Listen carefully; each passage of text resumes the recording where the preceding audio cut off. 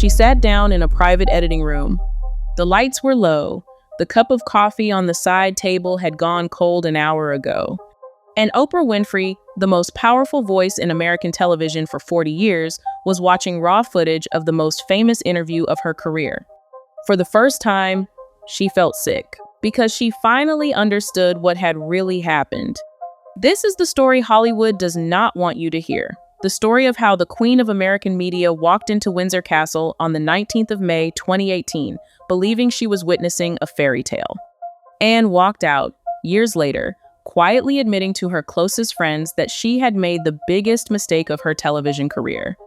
Stick with me, because what I am about to share with you was never meant to leave the private dining rooms of Montecito or the palace corridors of Windsor. We are going to walk through the exact moment a Hollywood queen realized she had been used. The whispered confession George Clooney gave inside St. George's Chapel to a stranger in the pew beside him. The tiara that nearly triggered a diplomatic incident with Russia. And the one sentence the late Queen Elizabeth II spoke in a quiet corridor of Buckingham Palace that changed everything. But before any of that, I need you to understand one thing. This was not a wedding. It was a recruitment campaign. And every guest, every flower, every camera angle had a purpose you were never supposed to see. Picture a sun-drenched afternoon in late spring. The stone walls of Windsor Castle glowing gold in the English light. Church bells ringing across the rolling countryside of Berkshire. A modern American actress stepping out of a vintage Rolls-Royce in a dress designed by Claire Waite Keller, a 5-meter veil trailing behind her like a river of silk. To the nearly 2 billion people watching around the world, this was the wedding of the century, a romance for the history books, a cultural reset, a victory of love over tradition. But here is what most people get wrong about that day. The cameras captured a fairy tale. The velvet curtains hid a war. Through the meticulous work of investigative journalists like Tom Bauer, through the reporting of Airmail and Vanity Fair, and through the chilling, deliberate silence of Hollywood elites who once defended every single move the couple made, we are finally learning the truth. Beneath the glamour, beneath the radiant smiles, beneath the breathless admiration, Oprah Winfrey herself poured onto the pages of her own magazine that summer. There was a plan. A calculated, ruthless, beautifully executed plan. And the first cracks in that plan would not appear for years. Let us begin with the woman at the center of this entire storm, because her silence is the loudest thing in this entire saga. Oprah Winfrey is not a woman who stays quiet. She built a multi-billion-dollar empire on her voice, on her ability to sit across from a guest and peel them like an onion, layer by gentle layer, until the truth came out. Her colleagues describe her as a human polygraph, someone who can read a flicker of the eye, a tremor in the hand, a pause that lasts one beat too long in a rehearsed answer. So when Oprah went completely silent about Meghan Markle, that silence meant something. She did not mention her on the red carpet. She did not bring her up in other interviews. She did not talk about her in the casual hallway conversations where media executives gossip as naturally as they breathe. No Instagram tribute, no birthday post, no defense when the headlines turned vicious, nothing. And here is the detail that should make your spine tingle. According to sources close to Harpo Productions, Oprah issued a quiet directive to her inner circle. No more Meghan, no more Harry. The book is closed. How did a friendship that began with a breathless woe in the choir of St. George's Chapel end with the Queen of American media shutting the door and walking away without a single public word? Stick with me, because the answer begins with a guest list that made Queen Elizabeth II return the paperwork 3 separate times to the private secretaries at Buckingham Palace. Long before the carriage set off, long before the cameras rolled, a war of attrition was being fought over a single piece of paper. The guest list. In royal protocol, a wedding is not a personal celebration. It is a communal event, a moment where the monarchy reaches down into the fabric of British life and says, "You are part of this story." When Prince William married Catherine Middleton on the 29th of April 2011, the pews of Westminster Abbey were filled with the backbone of Britain, postmen from Bucklebury, the shopkeeper who had sold Kate sweets as a child, the rugby coach from her school days, childhood friends who had known her since she was a toddler, running through the fields of West Berkshire. It was a celebration of continuity, of roots, of real human connection woven into a grand institution. Now picture the exact opposite. Meghan Markle's proposed guest list, according to one courtier who has since spoken to royal biographers, read like a red carpet casting call. The Queen, a woman known for her quiet precision, her refusal to raise her voice, her ability to control a room with nothing more than a raised eyebrow, reportedly returned the draft 3 separate times, questioning the absence of the bride's own family. Think about that for a moment. Aside from her mother, Doria Ragland, Meghan's blood relatives were essentially ghosts, conspicuously missing, replaced not by cousins or aunts, not by lifelong friends from Northwestern University or her days on the set of Suits in Toronto, but by a who is who of American power players. The kind of names you see on magazine covers, not in family photo albums. When the names landed on the Queen's desk, the eyebrows of the old guard did not just rise, they stayed there. George and Amal Clooney, Oprah Winfrey, Idris Elba, Serena Williams, Priyanka Chopra, James Corden. Why were these individuals with no documented history with the couple whatsoever being given seats of honor in the choir of St. George's Chapel? Spots usually reserved for the closest inner circle of family and lifelong friends. And here is where the truth slices clean through the velvet curtain. These celebrities were not friends, they were assets.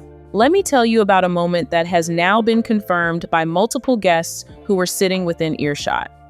Because this moment, more than any other, exposes the entire strategy. The guests were seated, the choir of St. George's Chapel was humming with that particular kind of pre-ceremony hush that only happens at royal weddings, the kind of silence where you can hear the rustle of a program, the brush of a hat, the shift of a velvet pew cushion.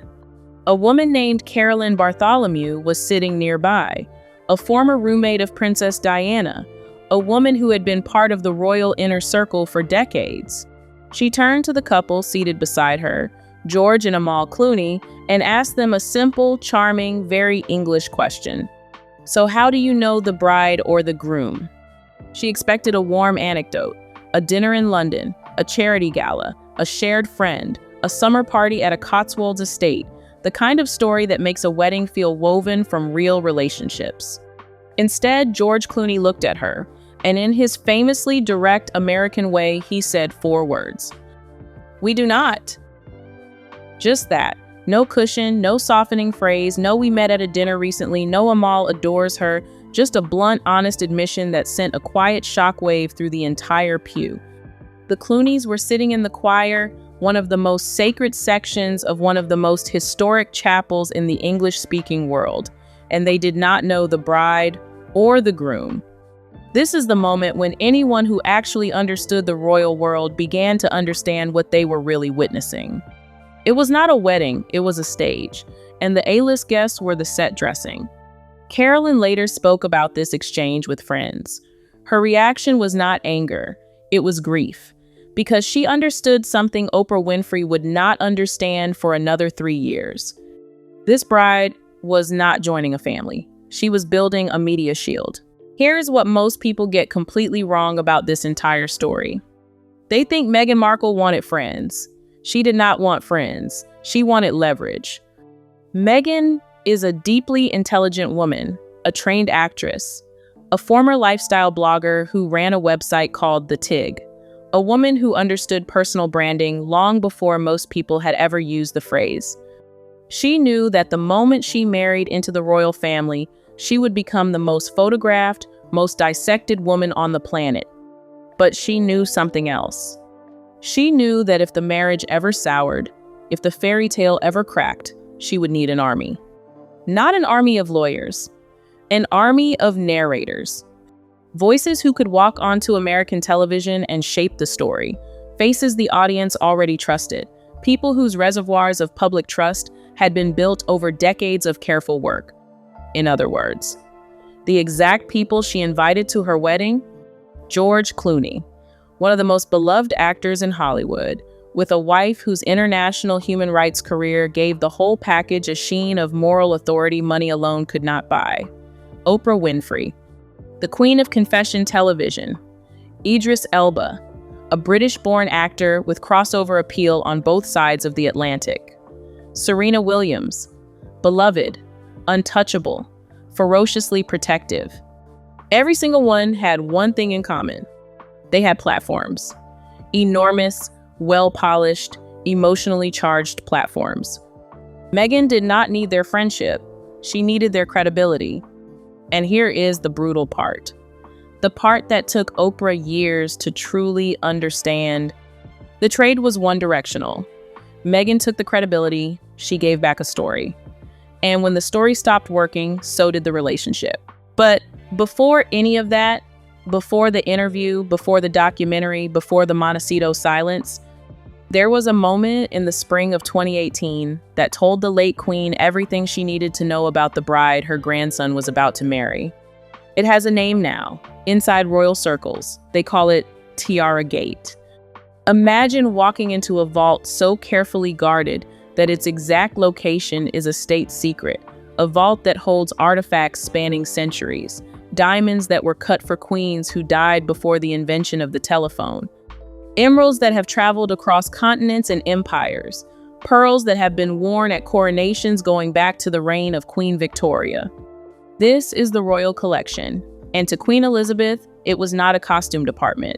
It was a living museum, a historical trust, a responsibility passed quietly from monarch to monarch, worn with reverence, never treated like an accessory. Meghan walked in, and she saw a tiara she wanted. A stunning piece featuring large, deep green emeralds that caught the light in a way the cameras would love. She set her heart on it. The queen said no. The reason was not petty. It was diplomatic. The emeralds were suspected to have come from a Russian source with an uncomfortable, possibly untraceable lineage. Wearing them at a state occasion watched by nearly 2 billion people could create a geopolitical headache the monarchy simply did not need. The Queen, a woman who had personally navigated every British Prime Minister from Winston Churchill onward, understood the weight of these symbols the way most people understand the weight of a passport. Instinctively, without needing to think about it, when Meghan was told no, the reaction from Prince Harry was, according to multiple sources inside Buckingham Palace, explosive. And it was during that heated exchange, behind closed doors, that Harry uttered the sentence that would echo through royal history for decades to come. What Meghan wants, Meghan gets. Sit with those 5 words for a moment, not from a husband, from a prince to his grandmother, who happened to be the Queen of England, the Queen of 16 realms, the head of the Commonwealth, the woman whose literal face was on the currency in his pocket. The Queen's response was a masterclass in quiet steel. She pulled Harry aside, her voice never rising, her posture never breaking, and she said words that have since been confirmed by multiple palace sources. Meghan cannot have whatever she wants. She gets the tiara that I have assigned to her. Eventually, the Queen Mary diamond bandeau was selected, a beautiful piece with its own rich history. Meghan wore it on the day. She looked radiant. The world never knew anything was wrong. But the damage was done, because the Queen now knew something the rest of the world would not understand for years. This was not a bride who wanted to join. This was a bride who wanted to rule. And Oprah Winfrey, sitting in the choir that morning, admiring the glittering headpiece through the lens of her own camera, had absolutely no idea. Years later, when she finally pieced it together in her own mind, that realization would become one of the quietest and heaviest reasons she closed the book on the friendship. Stick with me, because the very next clash was not between Meghan and the Queen. It was between Meghan and the woman who would one day be Queen herself. For years, the story was wrapped in mist, a he said, she said tangle that no one could quite untie.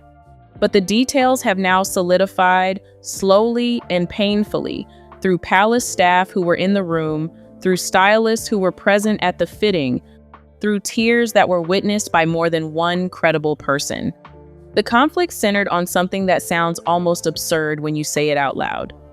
A pair of tights. Here is the setup. Royal protocol for a grand wedding at Windsor dictates that young bridesmaids wear tights. It is not fashion, it is formality, and more importantly, it is practicality. Young children standing on cold marble floors, walking down a drafty chapel in a spring wind, under the blistering heat of television camera lights. For hours, they need the coverage. The Middleton family understood this. The palace understood this. Catherine, already a mother of two by that point, already a duchess for 7 years, understood this in her bones. Meghan wanted the children bare-legged. She wanted a modern Hollywood aesthetic, a California summer look, clean, photogenic, on brand. This was not a fashion disagreement. It was a philosophical one. Meghan was essentially telling the future Queen of England that her tradition did not matter, that her instinct as a mother did not matter, that the palace protocols which had guided every royal ceremony for a century were optional. And then came the fitting. Princess Charlotte's dress did not fit properly. The lack of tights caused blisters on her small feet. Catherine, who is known even among her critics for being graceful, patient, and almost supernaturally composed under pressure, was left in tears. Not because of a dress, because of a tone, because of an unyielding, abrasive refusal to bend from a woman Catherine had genuinely hoped would become a sister. Prince William, according to those close to him, never forgave it. To a brother, this was not a fitting room argument. This was an unforgivable breach of family loyalty. A violation of the unspoken code that you do not make your brother's wife cry over a child's outfit in the most important week of her life as a mother of small children. In this single moment, this seemingly small skirmish over a pair of nylon tights is where the idea of a Fab Four alliance quietly died, before it ever had a chance to breathe. Here is what makes this story so unsettling. It was not one incident. It was a pattern. Behind the serene bride the cameras captured, the staff at Windsor Castle were dealing with something they had simply never experienced. They had a nickname for it. They whispered it in corridors. They used it in encrypted text messages. Duchess Difficult. In one meeting during the preparations, Meghan reportedly demanded that the 500-year-old St. George's Chapel, a building that has seen coronations and state funerals, be sprayed with atomizers to clear out what she called a musty smell. The palace refused. Flatly. You do not spray chemicals into a chapel that contains artifacts older than the United States of America. You do not treat a sacred royal space like a commercial photography studio. In another meeting, during a food tasting, Meghan allegedly berated a staff member. She insisted she could taste egg in a vegan dish. The chef, a professional with decades of experience in royal kitchens, tried politely to explain there was no egg.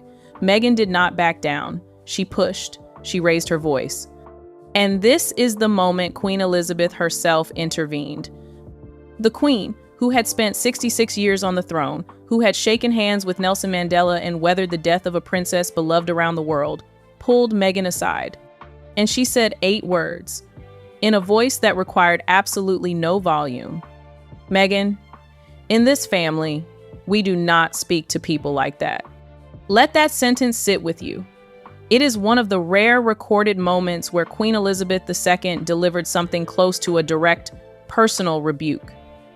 The royal family saw a bride more interested in the aesthetics of the crown than the duty it demanded.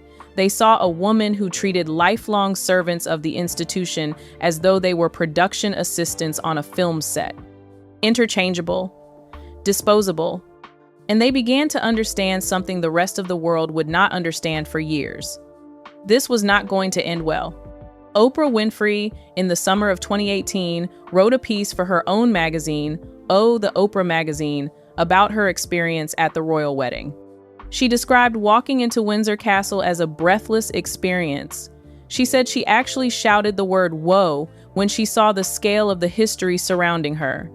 She told a charming, self-deprecating story about having to change her dress at the last minute because her original choice looked too much like white. It was a beautiful piece, warm, generous, full of wonder. But here is what most people get wrong about that article. Oprah was not just admiring, she was observing. Sources close to Harpo Productions have since shared that even then, in that golden afternoon under the English sun, Oprah was taking notes, not literal notes. The quiet, internal notes a lifelong journalist cannot help but take. She was absorbing the grandeur, the ritual, the 1,000-year weight of the institution around her. And she was beginning to wonder, almost subconsciously, whether Meghan truly understood what she had married into. Oprah's fascination with the royals was not shallow. It was rooted in deep respect for the institution. She had watched William and Catherine's wedding in 2011 with the same wonder millions of others had. She had seen the hand-woven carpets, the lily of the valley, the coach driver waving through the window at children along the route. She understood that the monarchy at its best was not about celebrity, it was about stewardship. And the contrast with Meghan's wedding, described by insiders as half-baked and performative, was a seed of doubt. A seed that would take 3 long years to germinate. And when it finally sprouted, Oprah would find herself sitting across from Meghan Markle in a Montecito garden. And for the first time in her entire career, not fully trusting the answers she was receiving on camera. Stick with me, because we are about to enter the interview that changed everything. But before we get to the interview, there is a ghost we have to acknowledge. A name Meghan rarely says out loud anymore. Thomas Markle, her father. For most of Meghan's life, her father was a present, devoted parent, a retired Hollywood lighting director, the man who paid for her private schools, who drove her to auditions, who, in one famous story, bought her a Barbie family because she felt excluded as a mixed-race child. That is not a villain. That is a father. And yet, in the weeks before the wedding, Thomas Markle was quietly sidelined, a heart condition, an inconvenient past. And suddenly, the bride who had once credited her father with every opportunity she ever had was walking down the aisle on the arm of Prince Charles. And here is what the palace noticed. If a woman can erase her own father in the span of a single news cycle, what will she do to the grandmother-in-law who tells her no about a tiara? The sister-in-law who tries to keep children in tights? The husband who one day disagrees with the brand strategy? It was not racism that made the palace uneasy. It was pattern recognition. This is the part of the story where the metaphor stops being a metaphor. When William and Catherine married in 2011, the planning was described as a national effort. Catherine spent months building bridges with palace staff, learning the history of the linens, the names of the florists, the traditions behind the orders of service. She understood she was a participant in a historic continuity, not a producer launching a product. Meghan's approach was the exact opposite.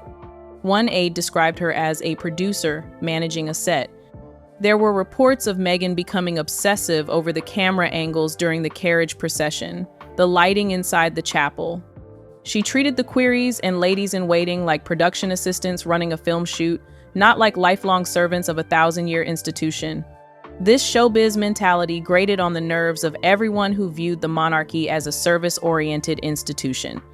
And here is the re-engagement beat. Pay close attention, because this is where the story pivots from wedding drama into something much larger.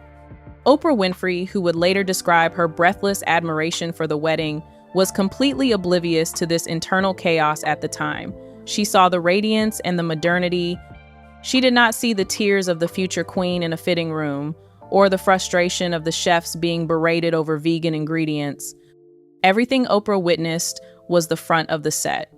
The inconsistencies she would eventually notice in the 2021 interview, such as the claim that the couple were actually married by the archbishop in their backyard 3 days before the official wedding, cast a retrospective shadow over 2018, because if Meghan could misrepresent the sanctity of her own legal marriage ceremony, what else about that fairy tale day was a manufactured performance? The 7th of March, 2021, a Sunday night in America.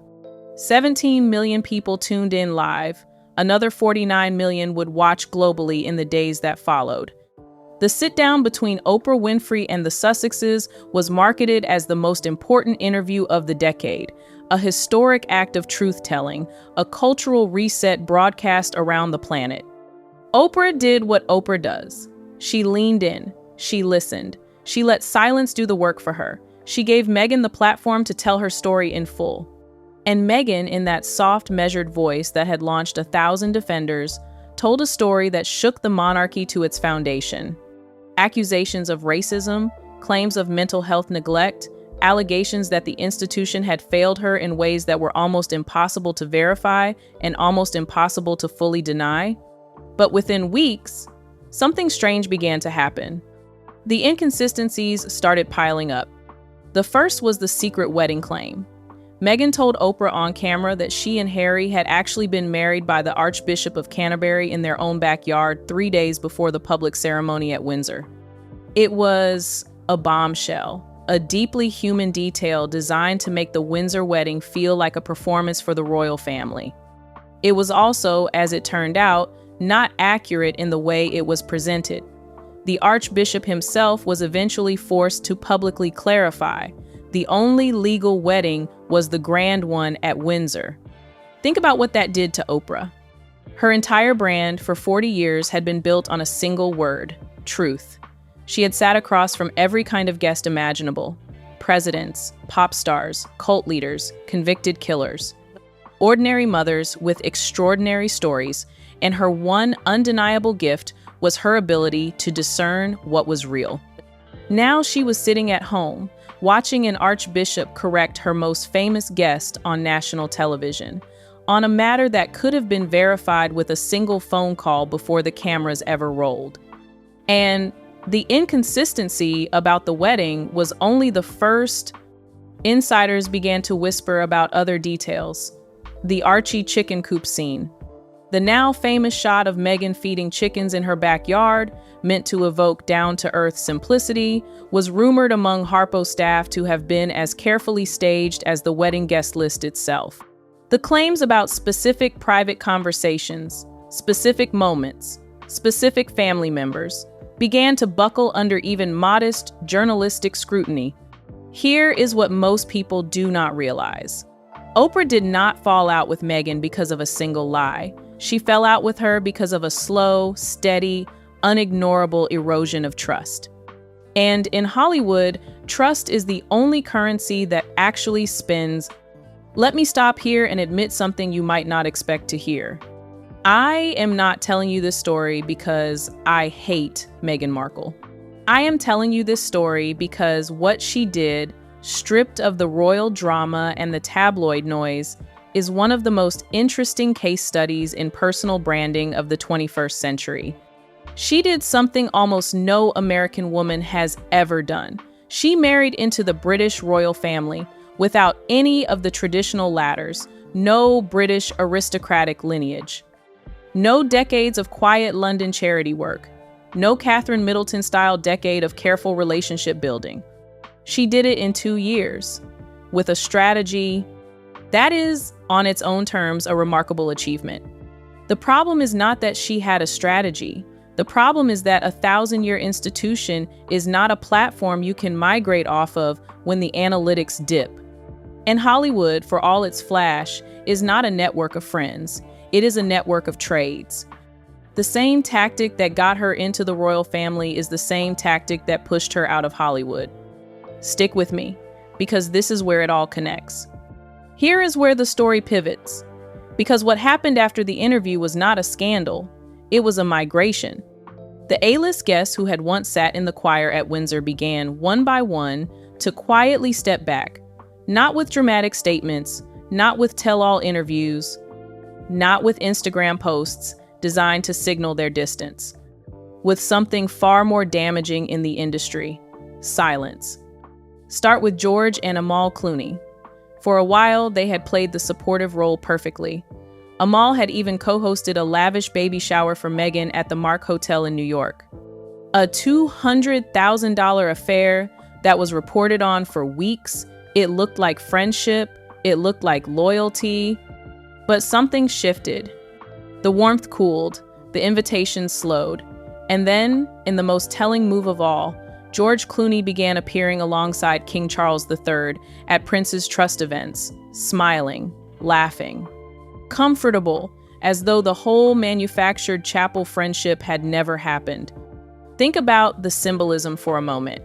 The same man who 3 years earlier had told a stranger in a chapel pew, "We do not know them," was now comfortably breaking bread with the head of the family Meghan had fled. Hollywood royalty had made a quiet choice, and it had not chosen Montecito. Then came Viola Davis, one of the most respected actresses of her generation, an Academy Award winner. A woman whose reputation for personal integrity is almost legendary in an industry that does not offer that compliment lightly. Reports began to surface that Viola had requested a seat change at a high-profile gala to avoid proximity to Meghan. In Hollywood, a seat change is not gossip. It is a message, it is sent, and it is received.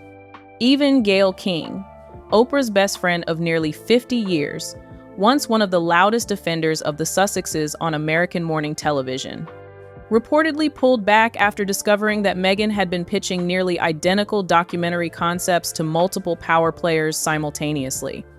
If you have ever worked in media, you know exactly what that means. It means you are not a friend, you are a pitch deck. That realization, more than any scandal, is what ended the Hollywood alliance. Because in a town where everyone is performing, the one unforgivable sin is being caught in the act of manipulating your allies. And here is the reframe that should stop you in your tracks. The late Queen Elizabeth II saw this pattern 3 years before Oprah did. The Middleton family saw it before the Clooneys did. The palace staff who whispered Duchess difficult in the corridors saw it before Gayle King did. The problem was not that the warnings were not given.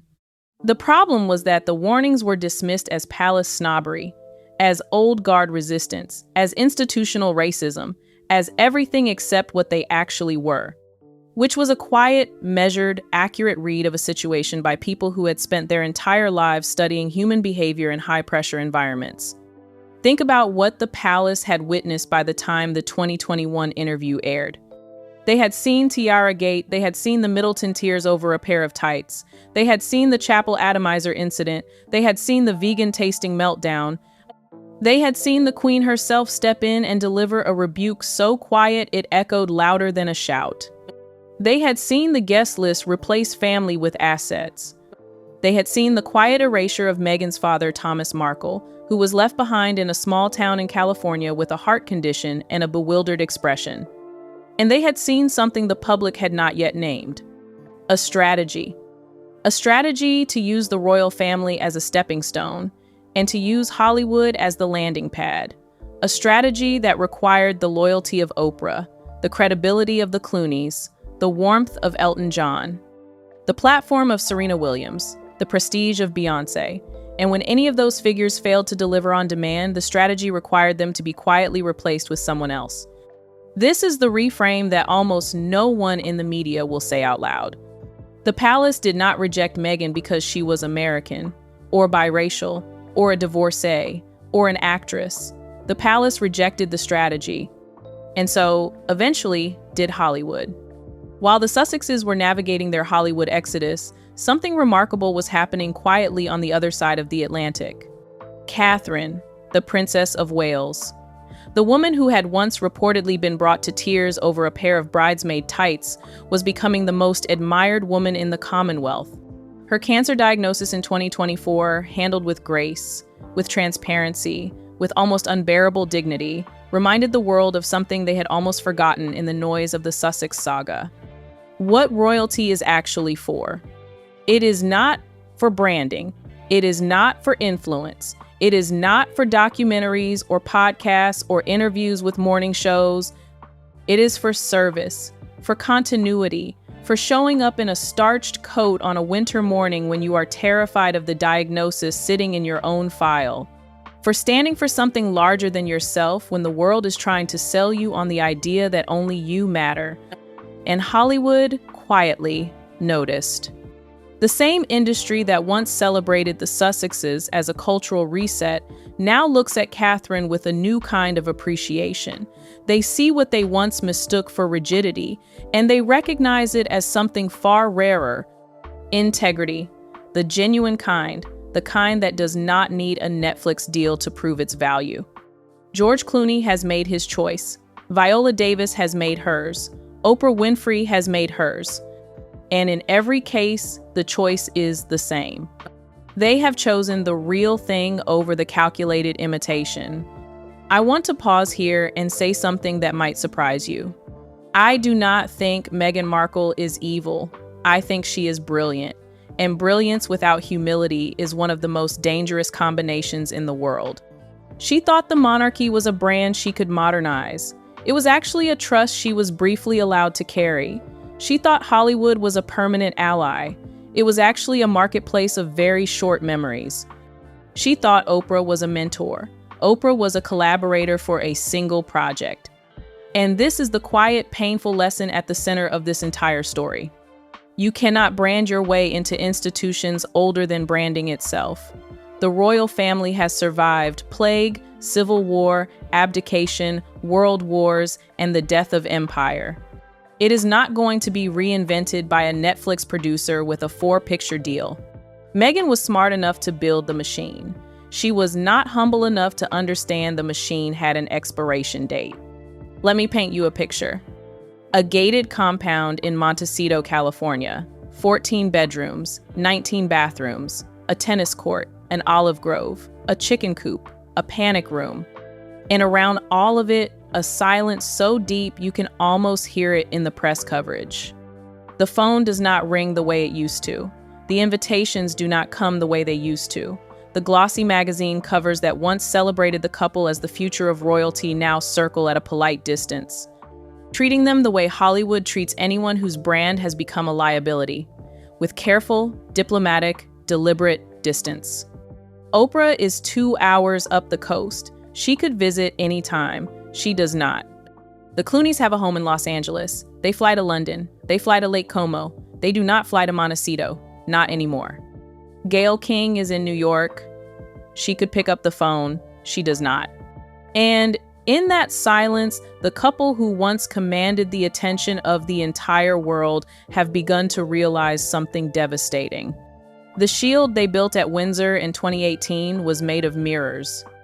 It looked solid, it looked impressive, it reflected back all the light in the room, but the moment the spotlight moved, the mirrors stopped working and the shield disappeared. Because here is the brutal truth about Hollywood. Access is not friendship. Proximity is not loyalty. A hug on a red carpet is not a promise. And when your story stops being useful, the very people who once filled your pews will not even send a text. Let us return now to where we began, to Oprah sitting alone in that private editing room, watching raw footage of the most famous interview of her career. Feeling sick. What was she actually seeing in that moment? She was seeing a trade. Her credibility for a story, her platform for a performance, her reputation for truth, handed over to a narrative that did not hold up to basic verification. She was seeing the woe moment of 2018, that breathless admiration she had poured onto the pages of her own magazine, revealed as the opening scene of a much longer production. A production she had unwittingly helped finance with her own name. And she was seeing, perhaps for the first time, with full clarity, pause, the wisdom of the old queen who had looked at that guest list 3 times and quietly known, this is a casting call, not a wedding. Oprah Winfrey is not a woman who admits mistakes easily, but those who know her say that in private, among her closest friends, she has acknowledged this one, not with drama, not with a televised apology, with something far more painful, with silence, with the quiet, decisive closing of a chapter. No more Meghan, no more Harry, the book is closed. So what is the actual lesson here? It is not that Meghan Markle is uniquely villainous. She is not. It is not that the royal family is uniquely noble. They are not. It is not that Hollywood is uniquely shallow. It is. But that is not the lesson either. The lesson is about what happens when you treat institutions as stepping stones and friends as infrastructure. Institutions, when treated as tools, eventually close their doors. Friends, when treated as assets, eventually stop returning your calls. And when both things happen at the same time, you find yourself in a 14-bedroom house in Montecito, surrounded by olive trees, and deeply, permanently alone. This is not a uniquely royal story. This is a human story. It happens in corporate offices, in families, in small towns, and in gated California compounds. Treat people like rungs on a ladder, and eventually you run out of rungs to climb. Remember the cold coffee, the low lights, the editing room where this story began. I want you to picture Oprah one more time. Not sick, not regretful, just still. Still in the way that only someone who has finally understood something can be still. Because the lesson she learned is the same lesson the late Queen tried to teach on the day of the tiara argument. The same lesson Catherine learned in the fitting room when Meghan refused to bend.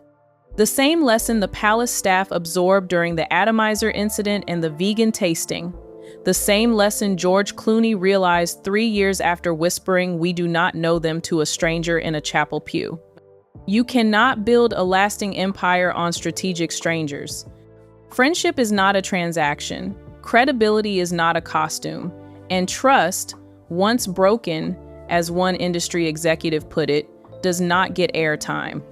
The fairy tale that began on the 19th of May 2018, with sun on the stone walls of Windsor and bells ringing across the Berkshire countryside and a queen of media shouting "woe" in the choir, ended in a quiet garden in Montecito, where the cameras stopped rolling, the phone stopped ringing, and the silence became the loudest thing in the room. Hollywood has moved on, the monarchy has moved on, and if you are still watching this, you now know why. Here is the question I want you to sit with tonight. If the most powerful woman in American media, with all her instincts, all her experience, all her resources, could be led by the nose for 3 full years by a calculated narrative, what does that say about every other celebrity story you have ever been sold? Maybe the most important lesson of this entire saga is not about Meghan, or Harry, or Oprah, or the Queen.